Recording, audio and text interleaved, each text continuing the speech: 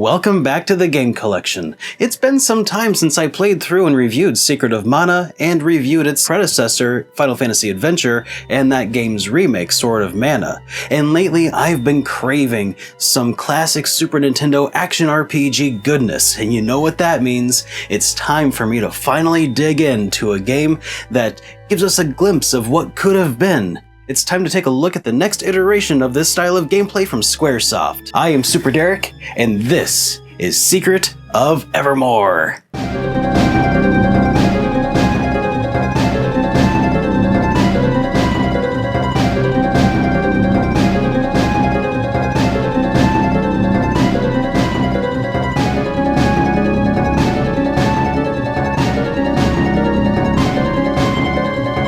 Secret of Evermore is a bit of an odd duck in the discussion of mana games. It's clearly not a mana game, but it comes up from time to time for a couple of reasons. First and most obviously, the game uses Secret of Mana's engine full stop, and from a gameplay perspective, it is functionally identical to Secret of Mana.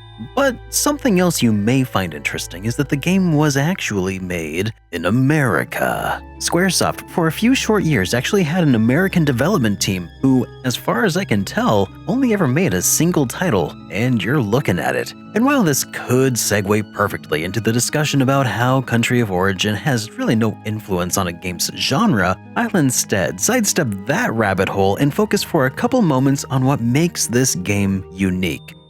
Secret of Evermore picks up with our hero leaving a movie theater with his dog. They just finished watching some cheesy B flick when the boy's dog, who I named Turbo, went chasing off after a cat. The hero, a Marty McFly stand-in, chases after Turbo all the way to a mysterious decrepit mansion on the outskirts of town. After following Turbo into what looks like some kind of sci-fi science lab, a butler redirects Marty to another room where he is assaulted by robots. Luckily, there's a bazooka lying around, with which Marty puts an end to the attack of the killer robots. But then, a giant machine zaps our heroes to another world. Luckily, before our duo can get lost in space, the shuttle crashes down to the land of the lost, inhabited by prehistoric primitives and dangerous dinosaurs. And to make matters even more interesting, Turbo somehow turned into a direwolf, which is pretty handy. Now it's up to Marty and Turbo to explore the land and try to get themselves back to the future. Except pretty early on it's revealed that they're not actually in the past, but an alternate reality where the world is shaped by its inhabitants' desires. Only now there's big trouble in Little Paradise and,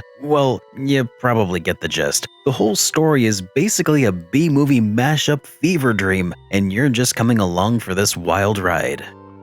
Evermore, despite reusing the majority of the game mechanics from Secret of Mana, manages to feel distinctly like a Western-style RPG, and I believe this was absolutely played up by the development team. Their choices of setting, the talking hero, the focus on the action star hero archetype, and it works extremely well all in all. As a fan of several B movies myself, I found myself easily putting myself into the shoes of our protagonist. Plus, I guess his stylish do and man's best friend sidekick don't hurt either. Secret of Evermore is another game that doesn't take itself too seriously, and that might be a turnoff for people who like their games to be serious business only. But clearly I'm not one of those people. The whole thing is a Saturday morning cartoon level of wacky, and the depth for that matter. There's no real moral of the story that they're trying to tell, there's no hidden meanings to be discerned. The good guys are good because, well, they're good, and bad guys are bad for the sake of being evil. There's no ideas being challenged here. This game is meant to be taken at face value, and it's here to deliver on one thing: fun. And on that front, how did it do? Well, when I was 12 or so, I rented this game from my local grocery store. Yeah, I remember back in the day when you could rent Super Nintendo games from your local grocer. I had already played a lot of Secret of Mana, but never beat it, and I picked out Secret of Evermore when I noticed how similar the title was. The font on the cover was the same and everything, plus they were both from Squaresoft, which I had recently decided was even better than Nintendo's own seal of quality. I took the game home, plugged it in, and never got past the first stage. I took the game back and never played it again. 12-year-old me was kind of a douche and an elitist when it came to RPGs. I had learned using forums on my dial-up internet connection that Secret of Evermore was just a fake RPG made by Americans. And it's what we got instead of this amazing other game called Seiken Densetsu 3 or something like that because we're dumb Americans who don't understand RPGs. I chalked up Evermore as an inferior Secret of Mana knockoff. Of course, what 12-year-old me didn't realize is that that's all a load of bull. What I realized while playing Secret of Evermore more recently now is that I didn't get far back in the day because I just kinda sucked at action RPGs. But I was 12 and I sucked at most things back then, so I'll cut myself some slack. And Secret of Evermore, especially in the beginning, was a lot tougher than Secret of Mana. The areas are labyrinthine, enemies are numerous, and they take a lot of hits to kill. But it's not all bad. Hit detection seems a lot better than Secret of Mana, and enemies at least never stun-locked me to death. Weapon progression is a tad more frustrating though, because you get new weapons in every new area, and you have to grind them up before you can unleash charged attacks, making switching weapons overall feel like a double-edged sword. Pun absolutely intended. But on the other hand, the hero's dog is a freaking beast. Puns still intended, and he hits harder than the hero for the majority of the game. Eventually, I realized my job as the quote-unquote hero was to be Turbo's life support system, while he ate everything else in sight. Not that he even needed healing by the end of the game, that is. Turbo, in essence, became the crutch the game designers gave every player, and he'll be your best friend during this game. Another upgrade is that Turbo can actually go off-screen. That means you don't have to worry about the crappy AI pathfinding that gets you stuck on walls in Secret of Mana. Also, you can switch control between Turbo and Marty with the press of the select button, much like Secret of Mana. Problem is, Turbo is slow and kind of hard to control, and has short range most of the time, so honestly don't even bother controlling him unless it's to solve puzzles and stuff, because the AI is better at this game than you ever will be, and will carry you to the finish line with limited intervention required.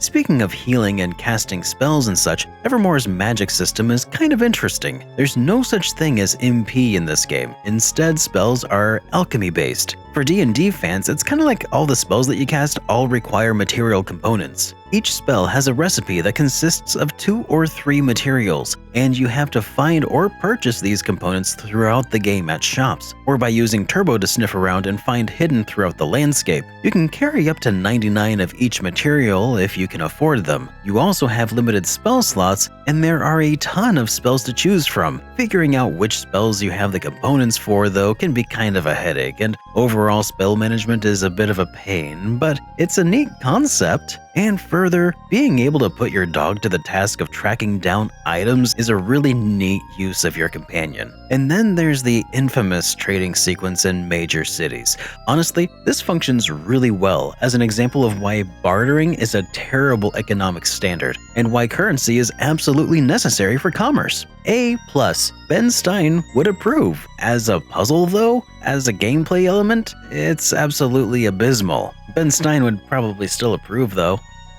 Saving the game can also sometimes be a task in and of itself. There aren't always inns to stay at, and sometimes saving the game boils down to finding the right NPC who happens to allow you to save the game. They look different every single time you find them, and sometimes it feels like it could be anybody. At least in Secret of Mana, when you found Neko, you knew that they might be able to be a save point. The designers definitely could have better communicated in this game who and who was not a save point, and that would have reduced a lot of frustration. There's not much worse than having to fight a boss all over again because you missed a save point, then died in a massive desert. Speaking from experience. Boss fights are a little bit better than Secret of Mana, I think. And come to think of it, I've been referring to Secret of Mana quite a bit during this review. If you want to hear more about my thoughts on Secret of Mana, maybe you should check out that review. But back to the boss fights, I think they're better mostly because the stun locking thing has been fixed. Also, you can't chain cast magic anymore for better or worse. Well, technically there is a way to cheese it, but again that kinda kills some of the fun, so I really won't talk about that here. The boss designs are pretty awesome too. In fact, artistically, this game is on point. The visuals have aged really well overall. There was a room or two here or there that looked kind of out of place though, like they were made from a different game's assets, but the majority was good. The environments were varied and distinct. Like, look at the art on this stage. This is pretty awesome looking. There's a weird play going on, the king looks kinda like a lunatic, and the lighting is dramatic and it's all aged incredibly well. Musically, the game is a mix of ambient tracks and good music. I'd be remiss not to mention Secret of Evermore's Jeremy Sewell's first video game credit, and he'd go on to work on numerous other RPGs including The Elder Scrolls Morrowind, Oblivion, and Skyrim, and many more, but it would have been nice to have more music and less ambiance throughout the game though, because the music is really good when it gets going.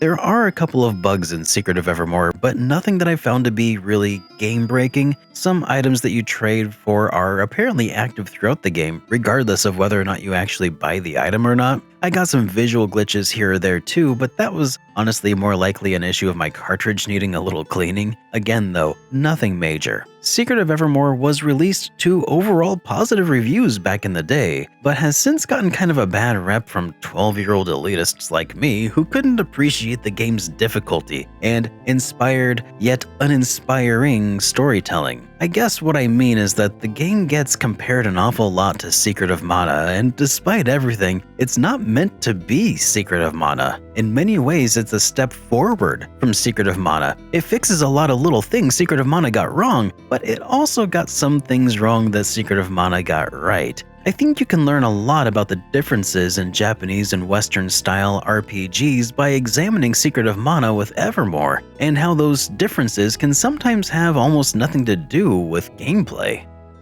Evermore gets knocked around from time to time because there was this rumor that it's what we got instead of Seiken Densetsu 3 back in the day, but that's just an unsubstantiated rumor. Instead, what we got here is a really interesting mad science experiment from the 90s, a chimera of fusion of Western and Japanese design philosophies, and the game is basically a rarity and an oddity. It's something that we can marvel at when we look at it and learn from, and that's why it's got itself a spot in the game collection.